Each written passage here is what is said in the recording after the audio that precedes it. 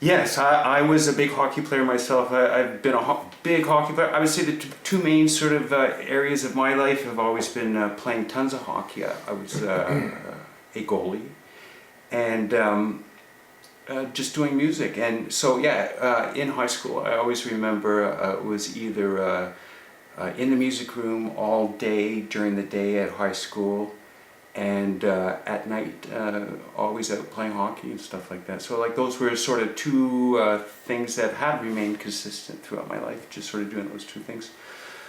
So being in the band and stuff like that, being in all sorts of bands in high school, I remember through the music department was a great view onto the world of different types of songs and how they're put together, because whether you're in the orchestra, you get the sheet music, you see what the flutes are doing, you see how the horn section is stacked, or you do playing the stage band, and I think I told you before I was mostly learning off of the piano charts and stuff like that. So you really get a view into how the cake is baked and stuff like that, where all the movement and stuff was. Never, I don't think I ever, always into the Beatles, but I think there was sort of a moment, and I remember where I was, and actually the bass player to the band I ended up playing with in high school. We were at a party in 1977. I remember it was a Saturday night. It was just down the street from where I lived, and he had an album that he got from, I believe, his brother.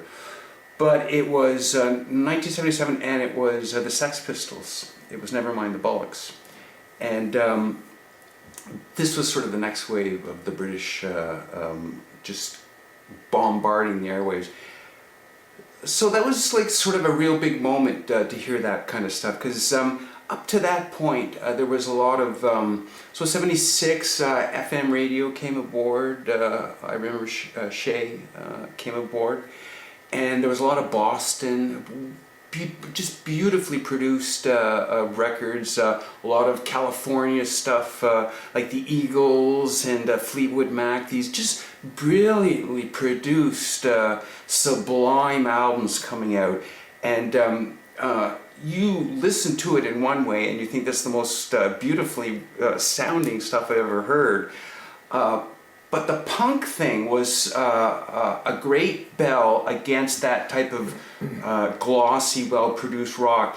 It meant that you could actually just be a three-piece band and turn up the amps and scream your head off and go for it, and it was in vogue.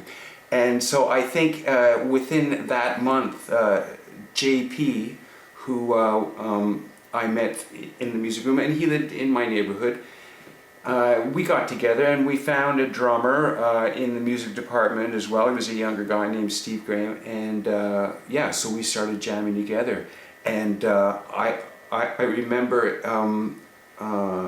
it started to explode around the city too. All these punk bands started coming out of the woodwork, and all these places that were now available to play. How many so what time did you end up coming to Ottawa? Like what 1982. Year? Right, so I remember going to Barrymore's and a few other clubs, but I remember when the punk came out and stuff like that, all of a sudden there was like an explosion of clubs. And I remember sort of these moments where there was a place called the Rotters Club. So that was on Bank and Frank, and that was downstairs. And they would have some bands, and it was packed. It was a great place to play, and so we became a kamikaze sort of punk band in our high school. And I remember some of the best gigs we played was we would. So when I remember, so we would learn, and we weren't sort of doing other people's stuff. We were just playing chords that we would make up, and or I'd make up, and just sort of shout things, and it was just the power of the instruments. It was just, yeah, we would just go, it was just great being very loud. So some of the places we would play in high school, I remember we played at a lunch hour in the student council room, and we locked ourselves in. It was no bigger than like a lavatory, but it was actually an office. We put the drums, we put all the amps in there, and we had the vocals, And we played, I think, 5 songs, like half a set. And I remember there was just a little window in the door, and you see people's heads all trying to peek in to find out what the hell was going on while we were... I'm sure we ruined our ears because we were in such a small space with the drummer, but it was such a fabulous thing to do on the lunch hour. And we would, JP was head boy at one point. So JP would call Hope out of assemblies, and so that means everybody would come down and get pulled out of class, and we would play 3 songs for the assembly. But people are happy to get out of class. Absolutely. We would coerce the cheerleaders for the football team to dance for us. Wow, this is before Nirvana. We would play parties and in high school, and we would go to Queens and play parties. Organized set lists, or literally just... Slowly we'd start building songs up and stuff like that, but they were covers? A combination of very few covers, because I didn't want anything to do with covers. I didn't think it was a good thing to do. I'd rather just make up stuff and go with a 3-piece. So that's what we do. Very undisciplined songwriting. Maybe 1 or 2 I would slowly start pulling together. But I found at the start I understood the basics of very intricately of songwriting from what I witnessed with those Cole Porter songs. I studied it like I was a student, just how they moved things around, all the way up to the Beatles, and with the verses and the bridges and the choruses and the middle eights and stuff like that, and watching them sort of shift keys in certain choruses and stuff like that. I was really a student of it. But I found when I was doing my own stuff, I wanted to do something different than all what I'd ever sort of seen my contemporaries, people that I was very influenced by doing. I wanted to make up my own sort of thing. So I immediately remember just sort of attacking structure and stuff like that, thinking weird time signatures, doing all those type of things. But I think I slowly got over that as I was sort of writing. It's complicated. You also have an audience that has certain expectations. So doing some sort of jive, weird key tempo change thing. To satisfy yourself. Yeah, to satisfy yourself, or to think that it's very cool or avant-garde or what? Oh, I'm just saying that there's going to be a whole episode dedicated to this, because I know for years we've had this friendly push and tug and pull and whatever you want to call it. I'll ask you, can you please extend that really cool groovy part that continuously gets the groove going for more than 8 or 12 bars? That's just me, but I know that you like to jerk things up a lot. Yeah, I think I do, and for my benefit, and for better or for worse, and that's always an eternal fight for me. The album I just finished up now, I just vowed to put more drums on at longer times and have less sort of jarring sort of turns. You know, when the average listener is just settling into something, boom, you take a left turn. So I think... that's a whole other subject we're going to tackle. Sure, but I think I understand that better today. People have certain expectations, whether you're reading a book or whether you're listening to music. When I go to a folk festival, I have a certain expectation coming in that I know I'm going to hear probably some acoustic guitars, some simple chords, probably stories to be told, Not and stuff anymore. like that. No, but you know what I mean. Yeah. I think as an artist, that's how you sort of set your audience up. That's why people go into country. There's a certain template, and people know what to experience and stuff like that. And I think the same is probably less so maybe of pop these days, just because it's all been done before a million times. And I think even the word original is highly questionable. Yeah, even if you haven't heard it, it's been done, believe me. There's billions of people out in this world.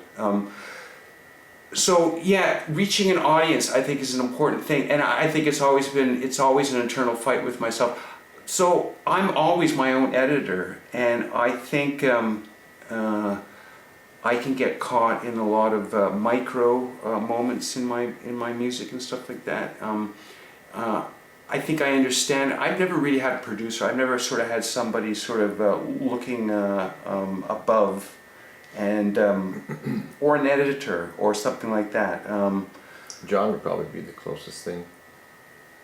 Well, I think John was in one way, but I don't think John had sort of the chops. I've never sort of experienced anybody that sort of could, at least in my own head, could keep up with me. And I think I've always wanted somebody to keep up with me, but I've never had anybody I thought that could, that I've met yet, that could just sit back and just sort of, I think I want to be edited. I think I want... Sort of unpack your stuff and go, have you thought of this? Well, because it's exactly what you said about the Hooplers when we were talking about what you guys liked and what a guy that was going to do a video liked, and he liked something simpler, right? Mm-hmm. So he liked something simpler because it was easier for the audience to sort of connect probably on a... and I totally understand that. And I think for a lot of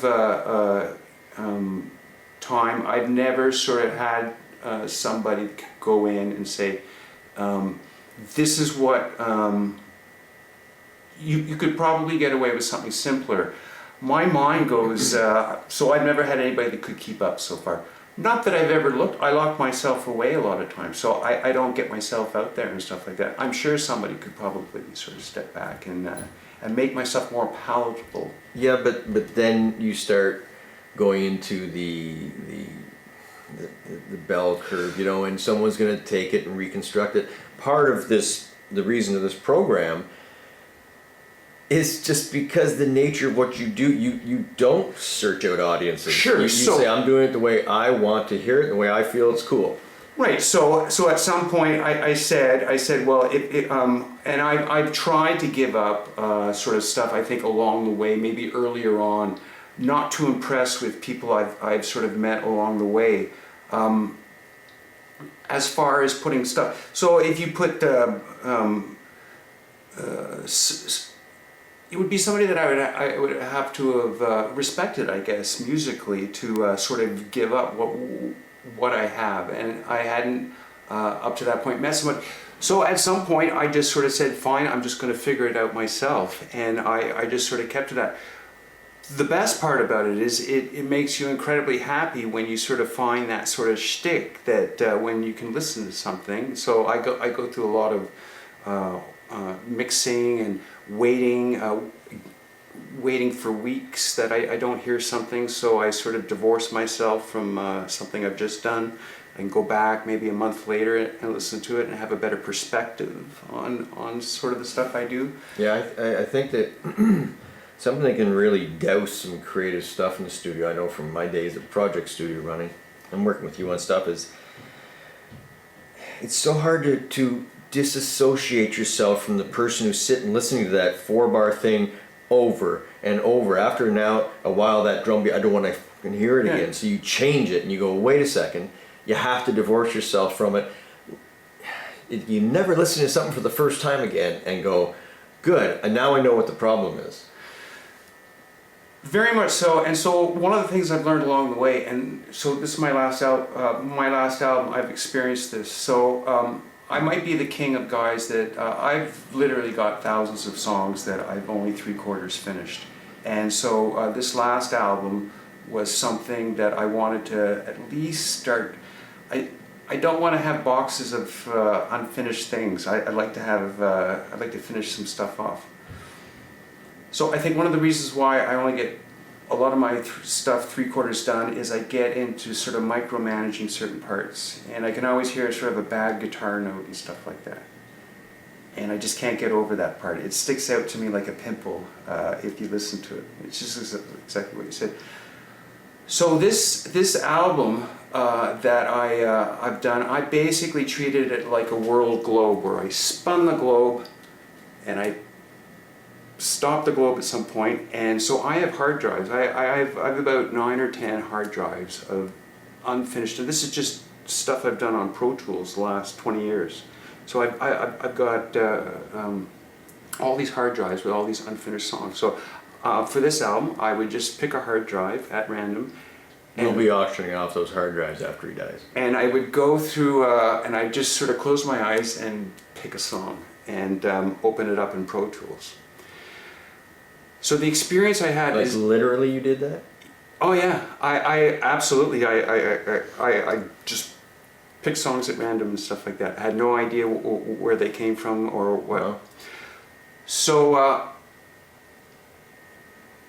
I had experiences that I listened. There were a couple of times I listened to something that I had done that had full production on it that I had no memory of.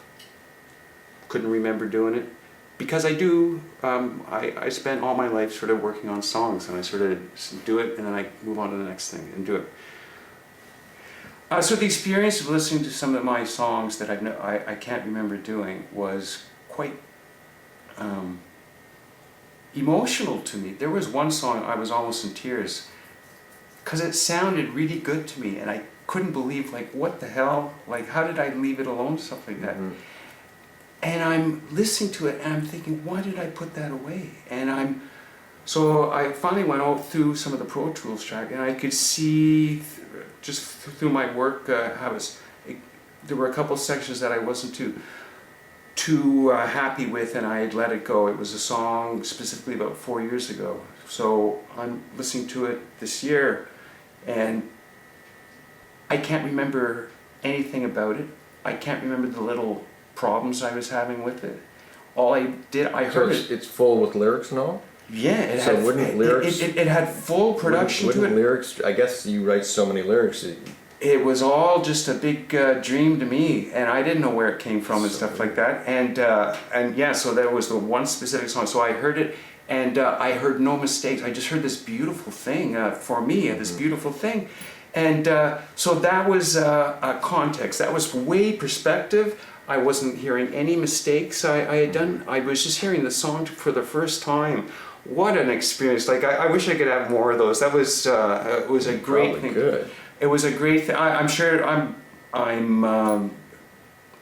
there's a lot more there, so I'm just going to keep sort of maybe picking. But at this point, I'd like to write some new stuff. I'd like to forget about all that old stuff. So, however, just perspective. It's getting yourself away from all the little things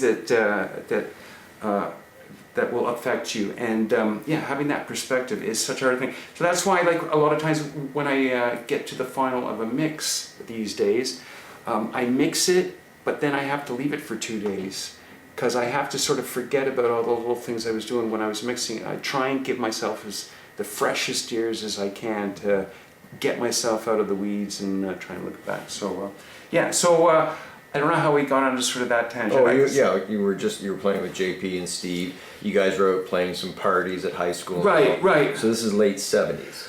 Right, so it was late 70s, and then, of course, at that time, I found out about 4-tracks and stuff like that. And you committed, in the last episode, you said... Yeah. I said eventually that's where I want to go. Although I had no money, I was working at a grocery store, I was playing tons of hockey, and but I knew at that point that that's what I wanted to do. So we finished high school, but we still kept playing together. We got, I guess, really sort of semi-serious. We had played Barrymore's, and we play over in Hull. At the time, this was Experimental Farm? Yeah, Experimental Farm. I guess Byron's band. Yeah, well, we brought on a keyboard player, Richard Evans, who was the keyboardist for the stage band at Brookfield. Richard went on for a musical career of his own in Toronto. He played in theater and stuff like that as the keyboardist and stuff like that. So we've had a couple of. We had Peter Kieswalter, who was a kind of who made a name for himself in New York as a musician and stuff like that. So so there's all of these sort of really talented people sort of floating. Yeah, Kieswalter. So we played a lot after high school and sort of bummed around and stuff like that. And I think... And you're still working at a grocery store at this time? Still working at a grocery store at the time, and playing tons of hockey. And going to university. Yeah, going to university. Yeah. Which university did you go to? Carleton. Okay. Carleton. You're like journalism? Well, I think I was bereft of any sort of... I went in for the most coolest I went in for a science, a Bachelor of Science. I was into marine biology because it sounded friggin' cool. Yeah. I didn't realize at the time that there was like 40 hours of school and another 40 hours of laboratory work. You just thought you get a job at a zoo and they put you in the tank. There was something.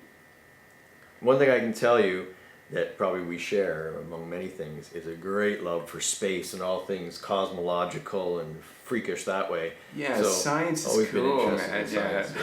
I don't know. Science is cool, kids. I don't know why marine biology. That's right. What was what's up Well, I with like that? animals too. Everybody seemed to want to be a marine biologist at some point. That's what I want to swim with the dolphins. So, like, I don't know. Well, it's true, and I don't know why I picked it. And I mean, this is one of the things. Like, so my brain seems to just work really well at certain specific things. I've always got music on my head or art or something like that. But math and all those things in high school always seemed to be a bit of a chore for me. Math in particular. So the confluence of math and music, especially written down, was always sort of I feel like sort of a dyslexic retard with numbers. Okay, we're gonna go back over that one again. Here. No, I say that in a good way.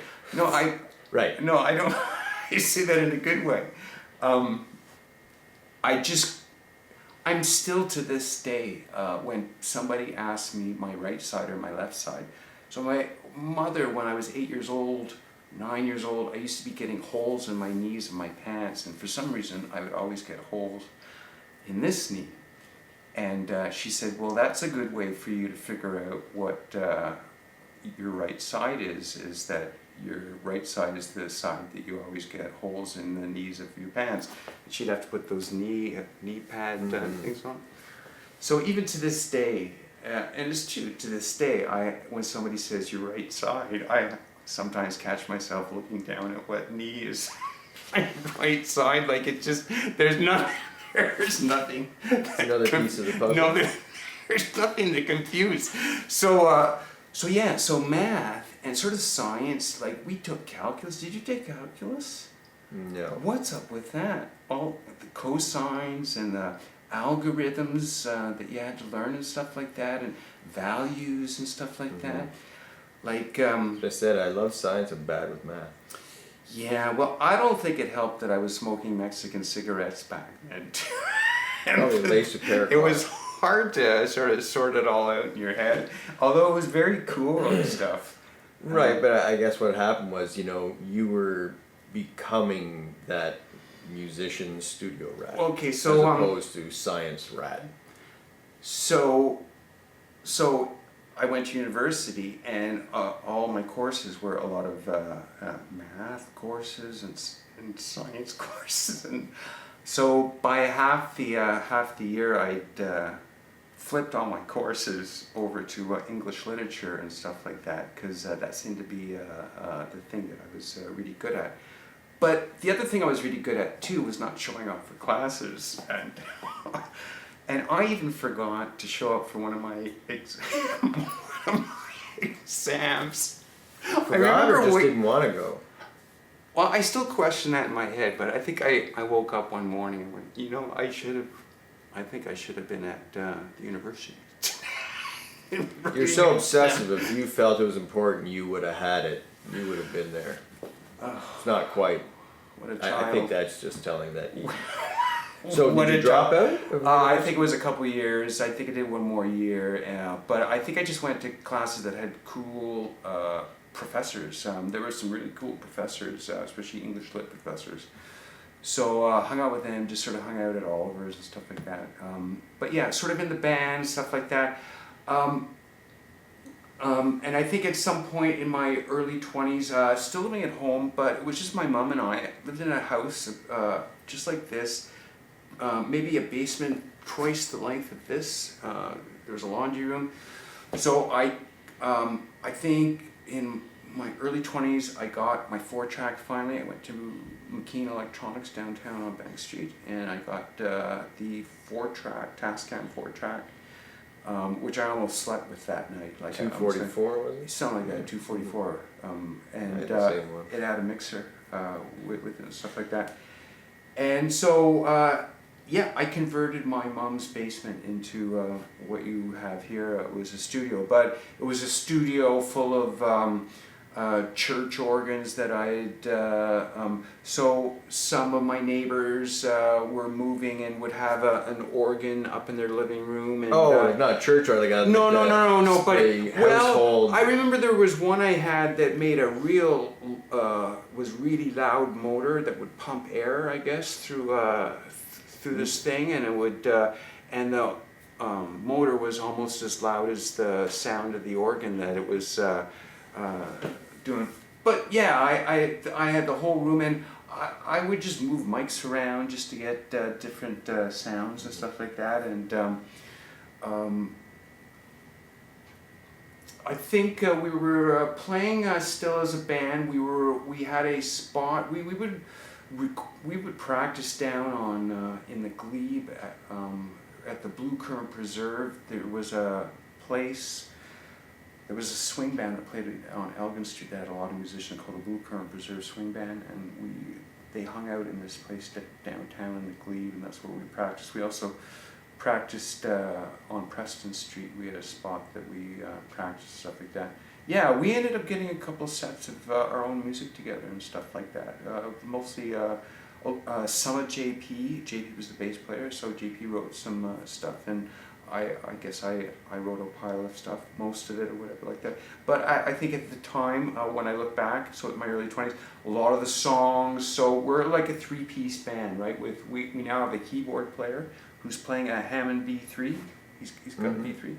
So we're doing live stuff. So he's carting that thing around all like a B3. Yeah, so back then you got to bring the big, JP used to be in a band with a Rhodes, and like, have you ever carried a Rhodes around? Like those things are like you never get those legs so they stand straight. No, they're ridiculous. Yeah.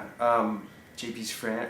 Yeah, I always remember the Rhodes falling down one time off the bleachers. JP's friends, stuff like that. So yeah, we played. I think at the time. So my guitar playing, generally. All my instrument playing and stuff like that, I'm really a master of none, and I say that emphatically. I couldn't do a guitar solo, especially back then. I couldn't do a guitar solo worth anybody's money. I was always into chords. I was always into sort of Steely Dan chords were big back then. Steely Dan was a big band for sort of these jazz and infused chords and stuff like that. Learning all the chords from the stage band. I was always into chords and stuff like that. One of the amps I used to have back then was a Roland Jazz chorus. JC 120. Yeah. Yeah, it was gorgeous. I always had that on and stuff like that, and always be playing that. Always had sort of. So started to veer away from the punk stuff. Started to get into sort of the Steely Dan chords and stuff like that. Never the greatest guitarist and stuff like that. We had a lot of keyboard stuff. So we were serious enough, I think. And we started recording. We once recorded a couple songs at the Great Canadian Theatre Company, I think. I remember we did a session there, and we did some stuff there. And we also recorded at JP lived on Gladstone at 450. Yeah, he lived upstairs, and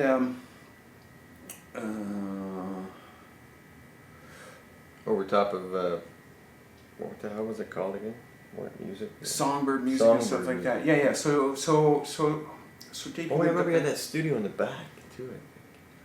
Yeah. So JP, so we would take the band upstairs, and JP would have an old 4-track, and we would record drums and then do vocals, and like we would do that.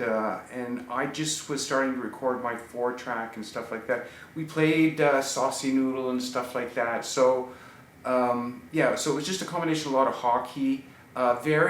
For myself, a lot of undisciplined songwriting. I think most of my songwriting started to develop in my own studio because I could pick up my acoustic guitars back then, and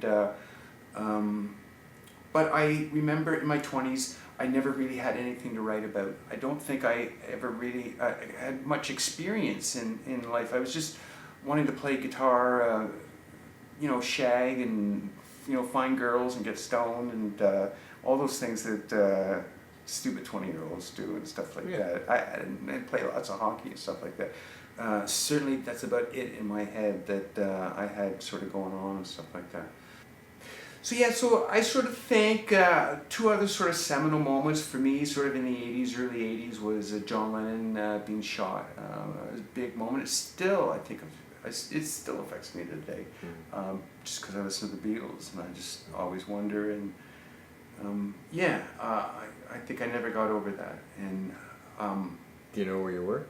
I absolutely do know where I was. I was in Toronto, and I was actually, so my father had this secret life in Toronto at the time. So I had my brother who was 7 years younger, so I'd be like 20, 19. And I remember, so my father would send us to Toronto every few times a year. We would spend a weekend together with him. We never knew what he was doing. He was living, he had another family in Toronto that he would never tell us about and stuff like that either. Another family? Yeah, I have two other sisters, half-sisters, and a half-brother. I only found out about when he died. So he sort of had this family that was keeping secret. So my brother... Sorry for Yeah. Brian, but he's obviously started this family while he was still married with your mother. Well, I think... my mom had me and my brother, and then my dad owned a printing business, and my dad started having an affair with one of his secretaries, and I think he was pretty ostracized from Ottawa. He was also having business problems back then with his own business, at the time I was 11 or 10 and my brother was 3, so a lot of people didn't look upon him very fondly for indulging in a younger skirt. So I think he thought his lot was up in Ottawa, and he just took his traveling roadshow to Toronto, and he set camp in Toronto. Sorry, and you and your mom had split at this point. Well, then he applied for divorce proceedings a couple of years after that. But I remember being 10 or 11, my mom saying, "You're the man of the house now," or something like that. Yeah, I wasn't very happy with him at all.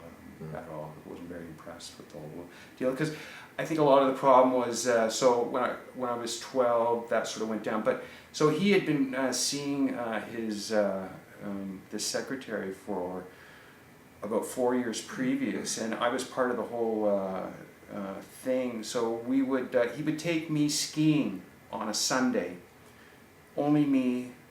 We would go skiing, but while we were on our way, we would drop by one of the shopping centers in Ottawa and pick up this lady and her daughter, and this lady was his secretary. So for 4 years he was doing this thing on the side, picking up and bringing the secretary up skiing, and I always remember when he was driving home saying, "Don't tell your mother I was skiing with this lady," or whatever like that. So I was sort of his excuse to get out on Sundays, and so that went down for about 4 years. I didn't think nothing of it. I didn't think nothing of it in my 20s or 30s. About the age he was at when he was involved in his shenanigans. So when I was in my 40s, I thought about what he was doing at that age, and I was horrified. So he would send my brother and I to Toronto a few times a year, and he put us up at one of the nicest hotels, like the Four Seasons or whatever like that, and we'd spend 3 days with him or whatever, and then he'd send us back on the train back to Ottawa, and that was sort of our extent of our visits with that. So we were in Toronto on December 8th with that weekend, because it happened on Monday night, I remember. And I was with my brother. We were in a nice hotel. I remember talking to my brother about the Beatles the night before he died, and we woke up that morning and we turned on the television. Of course, it was all on the television, stuff like that. The iconic thing I do remember is coming home that night, and we were coming home on a train, and I was on the aisle seat, and I was looking way down the train, and everybody had their newspaper open, and it was all Lennon, Lennon, Lennon, Lennon, Lennon, Lennon. So a very sort of iconic sort of view of that. Yeah. I remember that very specifically in the 80s, and I also remember early in the 80s, I'm not quite sure what the year was, watching a movie from Rob Reiner called Spinal Tap. And I remember how much that affected me too, because it was everything. So I was a big fan of Monty Pythons and stuff like that, and just sort of mocking people, mocking the establishment. I've seen that movie a couple times since, and it still rings true today about not taking yourself seriously. And it was quite just the whole thing with the Stonehenge and the Druids coming, and The ridiculousness of trying to be so epic and it was failing because so mightily. Right, we grew up with all these sort of concept albums, right, and all this stuff, and people sort of being, and sort of that whole punk era thing about sort of taking things down and Hypocrisy and yeah, being authentic. right. And so I always remember that thing, and I think at the at the time in the 80s, I was less becoming enjoying playing live. There were things that I enjoyed about it. But there were a lot of things that I was becoming less enamored with very early on. And just seeing Spinal Tap, the whole band sort of thing, sort of was sort of the politics that you're willing to negotiate with people about being together, and all that sort of tsunami of politics became sort of less attractive when I had so much going on in my head and I just couldn't stop it, and I just sort of knew that there were so many places I could go. And it's not that I didn't enjoy my time with people, it's just that I didn't think I could be honest with people because there was just so much in me that I wanted to get out. I always remember that I just felt like a fucking volcano about anything I heard. I told you, like, I can go to sleep at night and basically make up a song in my head. Like, it's just stupid. I'm very lucky to be born with this. I don't know what the fuck it is, but there's in Bugs Bunny they call it illudium.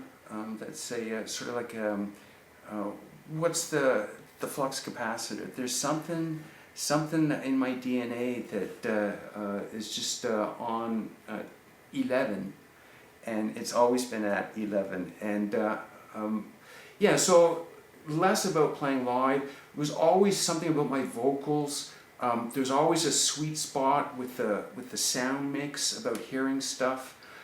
I was becoming less enamored with people that I thought was a great band that I'd go see. I used to go see a lot of bands when I was younger, obviously like any other young kid. I was becoming less enamored with a lot of vocal performances that I was hearing from bands that I thought were my expectations were that they were all top-notch vocalists that can sing their asses off for an hour. I think I was understanding my own. I don't think for me as a vocalist, there are moments during a day that I think I sing really well, but I don't think I sing well for long periods of time. I was hearing too many fucking people passing themselves off as vocalists that I said, you know, like, I'm in your camp too. Like, I should be in the studio just trying to capture like when I'm okay, because I'm sure you hear it too when you're at Blues Fest and stuff like that. You might that. So you don't really have to sing perfectly either. You're really communicating. You have to have some weight to your vocals. What's the word? I'm missing a word here. Gravitas. Yeah, you have to have gravitas. Yeah, people got to believe in what you're saying, stuff like that. So yeah, so there was all things about vocals and stuff like that. Things about keeping guitars in tune. Things about it was always the same loudness. I enjoyed being in an orchestra in high school. The great things about being in an orchestra was, and our music teacher, Jack Parker at the time, was very profound and specific about some of these things, but he would conduct us, and even in the stage band, there were parts that part of the thing about music was the dynamics of music, where we get really nice and quiet, and we build to certain sections, and I really enjoyed that, playing live in bands and stuff like that. And I think I was progressively in the 80s, especially electronic amplification, as my music teacher would say. Bands back then, I mean, it was always loud, it was always the same level, it was very sort of hard to hear. The dynamics were missing for sure. All those things about pop music sort of were sort of, so there was things about playing live that wasn't appealing to me as opposed to going down and having the studio where really I could do anything in my imagination in a lot of ways, and that really appealed to me. It was it just seemed to be the way to go, and all those other things just seemed to be things that I was less interested in. One of the fundamental problems with going out and playing live pop, now it'd be different now because so playing live pop to me seemed to be more of a rote thing. I like to create, and now it's easy for me to say, but back then I had an urge to make new things. Being in a band was fine and all the great things that came with it, but being in a band means practicing the same thing again and again and again. And it was not in my DNA to just keep, I didn't think I was technically good enough to get any better. I knew that I was technically good enough to create in a studio, but I couldn't be the real deal on stage technically with my vocals or my guitar playing, because I knew what the real deal was, and I wasn't fooling myself first and foremost. Right. Now other people would say That's your own opinion. yeah, but that's the opinion that there was nobody else talking to me but myself, so that's the opinion I'm sort of dealing with at that time. Yeah, we can only be honest to ourselves. Right, so so that was just sort of the tact I was going at, that yeah, I was just I didn't want to spend my time practicing the same thing again and again. I wanted to start creating new things. So I think if I was going to play live today, and I think a lot of that still stands true today, but if I was going to play live today, especially with drums, guitar, I would do something more improvisational, like jazz or R&B. So Well, that's setting up for a big... no, it is, but so I wouldn't do it. But that would be something that would make me interested in going seeing live. Somebody that's improvisational, so an R&B act with a guitar player. I totally get that part, and it's of the night, it's of the moment. And So you never got that rush of, because I know for me part of it was the age old, I wanted to try to meet girls, which I never did.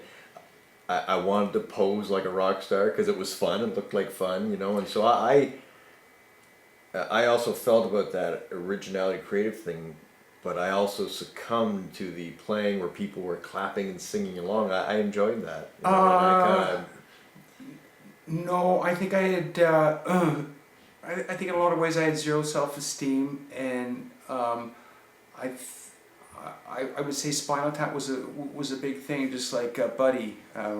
It's like what you tell me when I wear sunglasses, like don't try and be the rock and roll guy, and I totally get it. You've said that to me before, and I kind of do it as a joke to myself when I've done sort of like videos wearing like the Ram sunglasses and stuff like that. And Well, I remember you saying something, and I remember thinking, I know what you're saying. I think I And know it's true. exactly the bit. It's off Koi Paradiso. Yeah, something stupid. I know. But we shot so much there. I know, but get it was you so gotta- stupid. I know, but it's exactly what you expect like a rock star to stupid to do.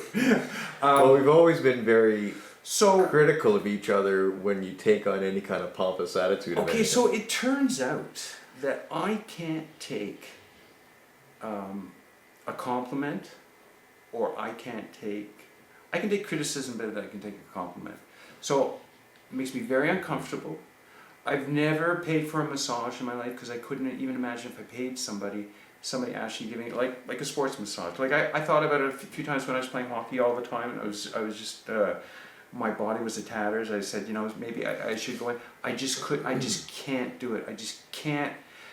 Even today, when I email you a link to a song, I can't look at your response. I'd rather you not. I'm almost at the verge of telling people, don't respond. Just, if you want to watch it, go watch it. I can't look at anything YouTube says. So going out there and people clapping or people booing, which I'd rather, it's kind of like you, like, you know, my guitar playing sucks. It does, and I'd rather just sort of put stuff out, and that seems good enough. So I think I was sort of slowly in the later on in the '80s, slowly evolving toward my own studio. I think I remember the first couple of years having the 4-track, learning so much about harmonies, just singing harmonies, and learning like notes and just where they go and stuff like that. It was so fun to learn just about those things. And you're becoming more of a solitary creator as this. Well, I think that's where I can sing now, but I don't think back then I was cognizant of it. I think I was feeling way more happier doing what I was doing, just sort of playing hockey and just sort of doing studio stuff, because it was fun. Everything's like a puzzle to me, and I enjoy puzzles. I enjoy trying to figure things out. Every song's a road. I've always, I've said this for all the years I've done this. I can go into a studio with no idea what I'm going to do, and I can walk out excited because I've done something, and it's put me on a different sort of road on my song I'm working on, and I get excited about the potential possibilities of where this road can lead me, and yeah, I can spend nights, sleepless nights, not wondering how I'm going to fix this puzzle, and I'm very excited by it. We'll get into this more in future episodes, but it's interesting talking about creativity and all, and my limited experience, where you have a vast amount of experience in the studio, just tinkering and coming up with stuff. But it's almost like, we've spoken of this before, that I wonder if it's true for other people, that you have a lot of definite plans, like this is the way you want this song to be, but some of the most happiest moments are the beautiful mistakes. If you can put beautiful mistakes in one of your Cor Paradiso lyrics, that are those beautiful little studio things where you went, oh my, listen to that, listen how that went together, listen how the beautiful mistakes, you know, and I think you're always constantly mining those veins for those, I don't want to say they're mistakes, but beautiful coincidences, musical coincidences. Oh no, absolutely, absolutely. I mean, I that's part of my MO now. I've realized that my mistakes are probably some of the best stuff I've done, and so I'm really good at making mistakes. But I'm good at now recording my mistakes. I know when I make mistakes and stuff like that. So when I do like a bass track, I won't practice my bass. I'll just loop it 3 times. I know I love my demo stuff, right? Because a lot of stuff comes out in the demos. So I've learned never to record, but when I do record my bass playing, let's say I'll play bass, I'll loop it 3 times. And I'm looking for like the mistakes that I've made, because the mistakes are the ones that sort of are things that I wasn't thinking of, I didn't plan ahead. And those are the things that excite me the most. Yeah, and then you get into a loop. I know as a studio guy, you start now trying to recreate that mistake on a subsequent takes, and it just always fails miserably. Yeah. And then you just start going, and as much as you get those highs, you get super depressing lows. Right. So I won't. So that's why I've learned to not, when I do vocals for a song, I will not. I will just wait till the last second to record my vocals, and then I'll loop it 3 times. And I'm sort of giving myself my demo, and by the 3rd time it's gone around the song, I've sort of figured it out, and I can get most of my vocal in one sort of take very quick.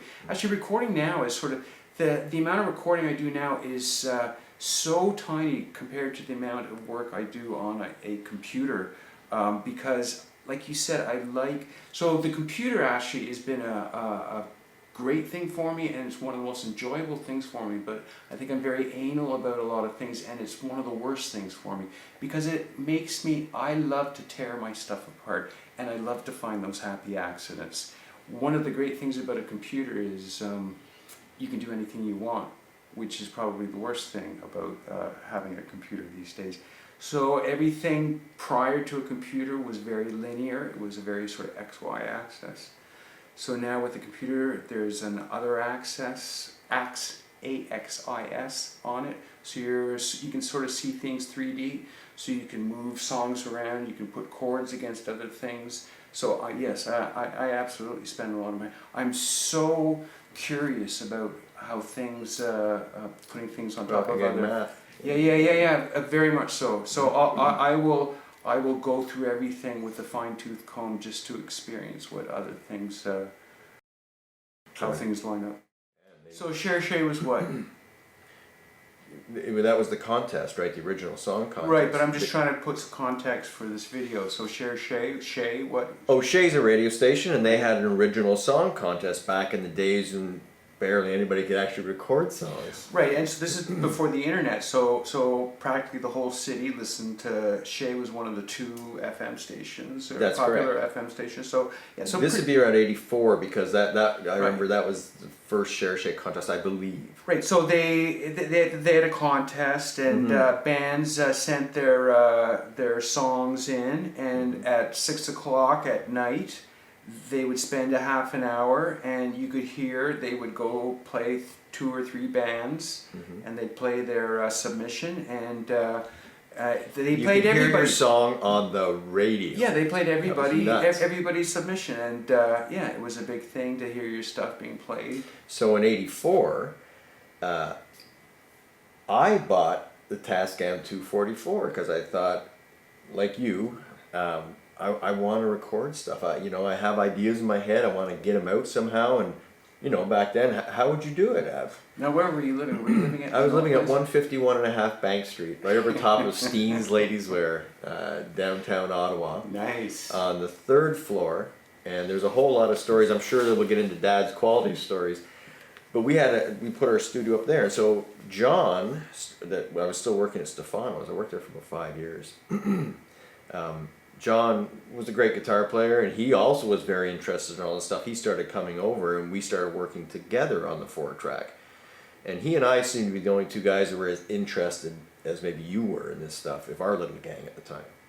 So that's where our business and musical collaboration started in '80. Well, we met each other in '82 and '84. We pretty much started Bat Studio, where we started doing project songs for anybody who had a song. We'd be bartending, working in restaurants, and working in the studio. So, so it was a busy time. I remember Cherche. I think that was a. So when did we get together? Because I think it was. Well, I can tell you that I was living now on 291 St. Andrew, down in the market of Ottawa, and I got a call from JP. I knew JP because we used to buy stuff from Songbird Music for the studio. What year is that, though? Well, it would be between '84 and '89, because I Okay. think you and I met around '89.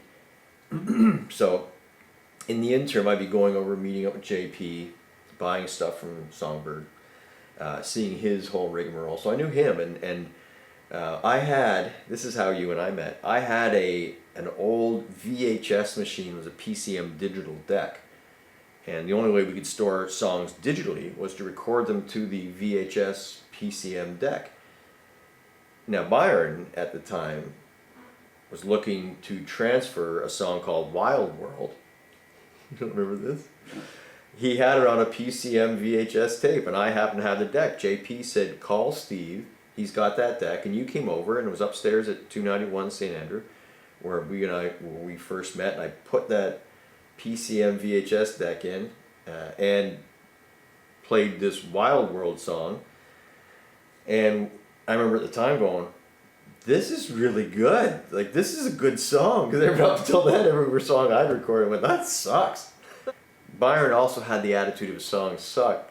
But if you wanted to listen to it, you had to listen to it the way he wanted to play it for you, which means on headphones, one side had to be a little louder than the other, and all the tapes he would bring you, he would record so much that the cassette tape would be saturated, like its lines of flux were almost erased from the tape. So you would hear the beginnings of 5 or 6 songs before the song you're listening to would start up, all in like 5 seconds. You'd hear, and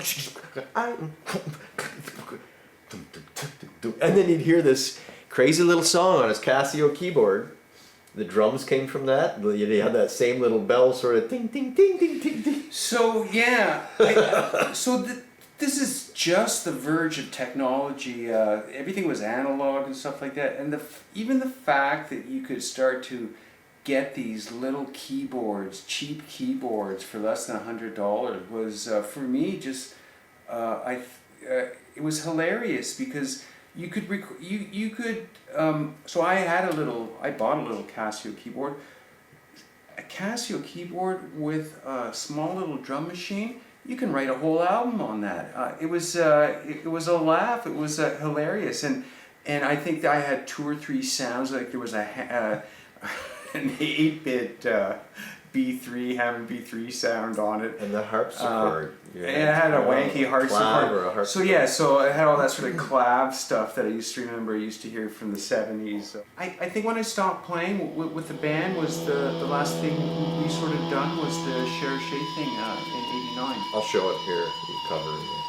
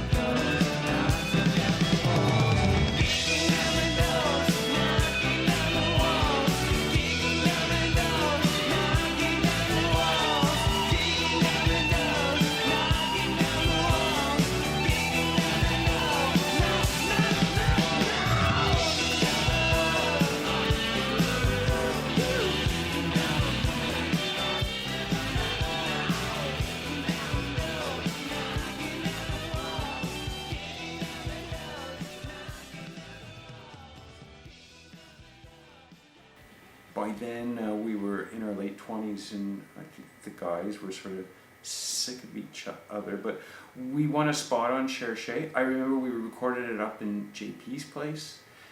I remember the guitar solo that was supposed to be in the song. The guitar player that we had brought in specially to do the guitar solo, he was basically supposed to duplicate what I had done on my demo, and he couldn't figure it out.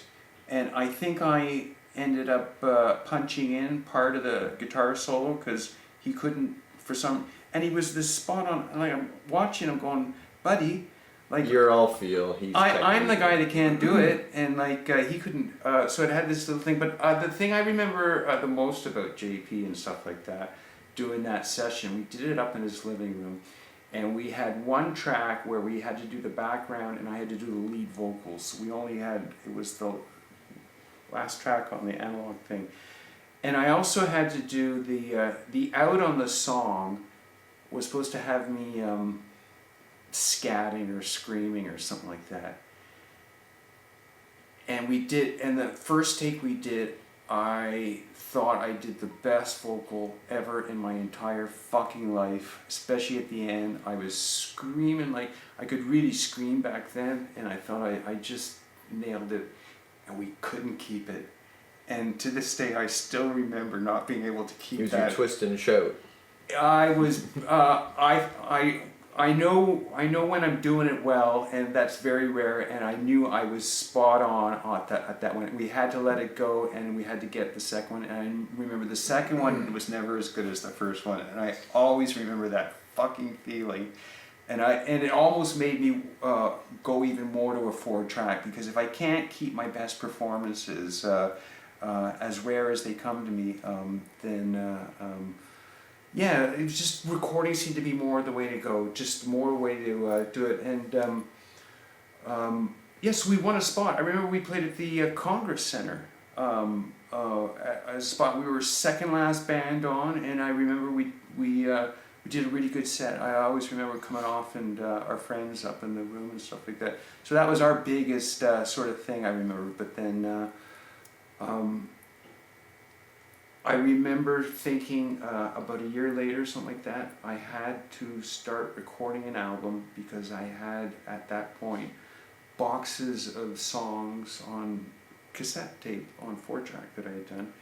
And the first time I remember actually seeing you about doing an album was when you were living at Lenore Place. And I remember I had a song called Gains, which I had recorded on a Casio. And I remember, yeah, I made you go through all the shenanigans about listening to it on headphones, but that was sort of my song I had brought, hoping to get the door open for me to start. This is where the albums start, because this is what we're doing here. Is we're going through the albums, and we're going to ask him some questions about, you know, the origins of stuff and his way of working, and ultimately to where we get now. It's 2019. I mean, who knows when people are watching this? It's 2019 now. Byron's on the cusp of releasing a brand new album that will be his 4th full length. 4th or 5th? 4th or 5th, and and I mean, it's part of the conversation that we have now. I don't know the platform to release it on. I don't know what to do, and maybe we can have another discussion just about that, about what an artist does these days and stuff like that. Well, this is interesting, because we'll see where it goes from here, and if I can get these things up online soon enough, who knows? Maybe people will look at it and say, "This is what you should do." We don't know anymore. You know, we're old enough. We don't care enough anymore. We go, "Who do you put out albums anymore? What do you do?" I don't know. But no matter what, there's an entire body of work that we need to go over and discuss, because there's a lot of interesting and creative stuff there. Yeah, I think it's wonderful. 30 years later, us two sort of sitting around and just chewing the shit. As good friends as always, as forever. So it's very cool.